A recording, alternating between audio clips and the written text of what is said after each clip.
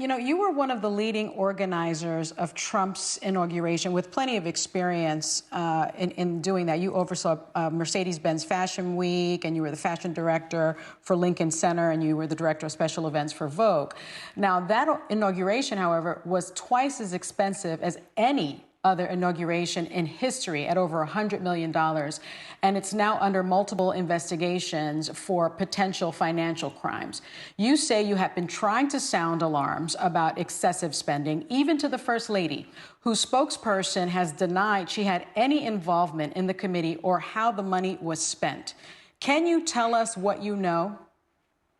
Well, I've been working with 3 different prosecutors. So I was first, given a grand jury subpoena in 2018 by the Southern District of New York, and then the Intelligence Committee, as well as the Attorney General for the District of Columbia, Carl Racine. So I've been actively involved in those 3 investigations, and where some of them stand, I'm not at liberty to speak about them.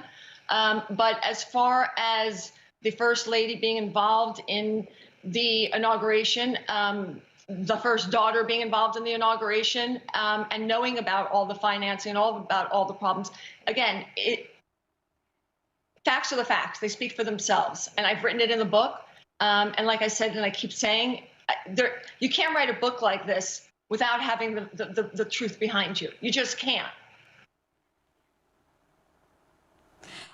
Trump's inaugural committee said, please continue. No, I'm so sorry. I didn't mean to interrupt you.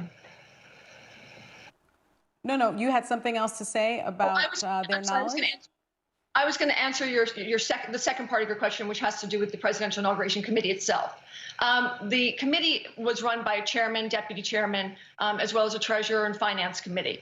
I was brought in to oversee 2 events, which turned into 18 events, which then turned into 2 two-hour live broadcasts, as well as an array of chaos that I wasn't expecting to even have anything to do with. And unfortunately, I was like a piece of chewing gum stuck in the middle of all of it, because I didn't have a final say on budgets. I didn't have a bank account number. I didn't have a checkbook, and I didn't have final authority to sign or not sign anything. So my raising concerns was a constant, it was a constant pain for all of them to hear daily, day in and day out. And again, yes, I did run to Melania, and yes, I did run to Donald in the middle of the night with concerns over certain things. And little did I know that I was running to the people that actually did know what was going on. I believe that they didn't, and I was looking out for them. And you also write in your book, Stephanie, that you were surprised at the amount of money the Trumps were charging for the use of their hotel.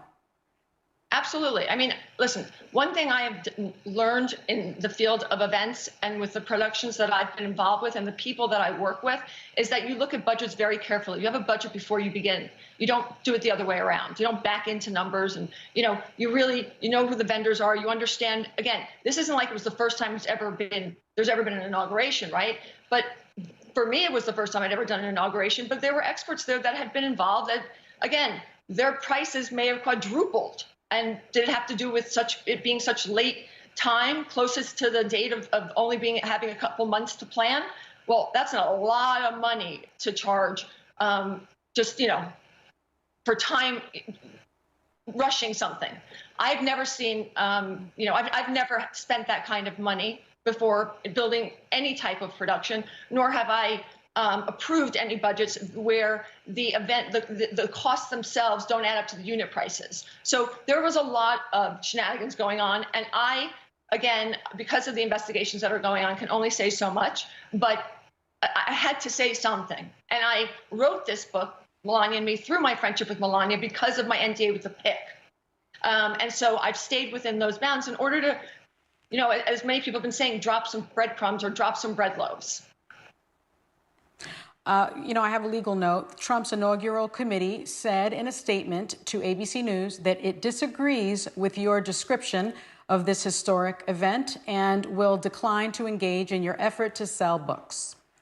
Okay, I want to...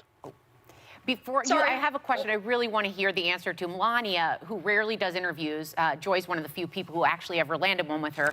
But there has been so much media speculation that Melania is unhappy being the first lady, that she didn't want her husband to win, that her outfit choices and her viral facial expressions are subtle acts of defiance against her husband's policies or rhetoric. You say none of that is actually true. You know, again, Melania is unfortunately complicit. And that took me a long time to realize. Again, I think I was so tunnel vision in trying to create a platform with her that would actually do some good for our country and keep compartmentalizing her from Donald, and believing that I could ethically do something separate of politics, which was completely wrong and naive of me to believe. The fact that, let alone the fact that she is a mother, to wear something that just says, I don't care, for the media's attention, when you're going to visit these children who have just been torn away from their families, it is just, I couldn't, there are no words to say, but no, she is absolutely right. To sit with him. I think we've dropped, I don't know if you can still hear us, Stephanie, but I've lost you in my ears. But I want to thank you for coming on to the show. The book is Melania and Me, The Rise and Fall of My Friendship with the First Lady. It's available right now.